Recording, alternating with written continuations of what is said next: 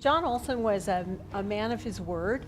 He was trustworthy and honest, and people respected that about him. He wasn't a cowboy, but he was a man of the earth, and he loved every bit of this county. I remember a time when I came home from college and my dad was in the emergency room. So I walked into the house and they said, "You need to go to the hospital."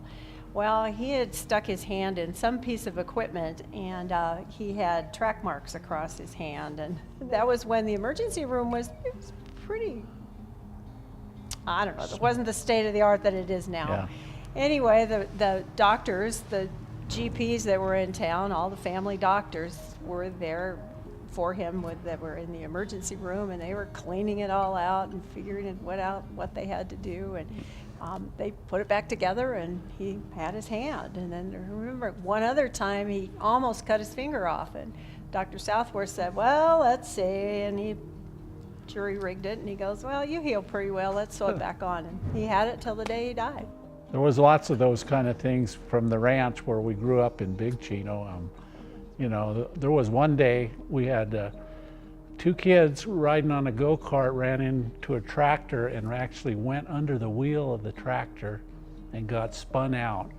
And so they hauled them into YRMC, and then not an hour or two later, I'm on the same tractor and I crash into an irrigation ditch and break my arm, so I'm going in there to YRMC. So yeah, YRMC was pretty important back when we were kids. Absolutely was. Your dad was larger than life, but one of the things that I can always say about him was when he was involved in something, I always knew that it was going to turn out all right.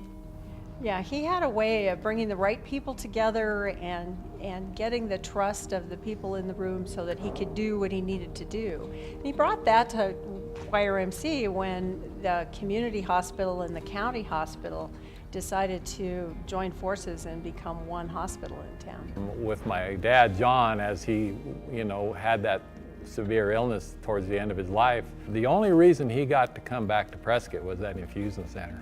I mean, if that infusion center was not there, he'd have had to stay in Phoenix, and I can tell you, he did not want to stay in Phoenix.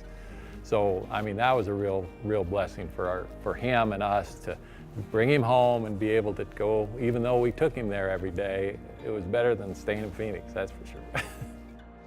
Whenever he was a patient at YRMC, he loved to tell the nurses his story about how he was involved in the way it evolved.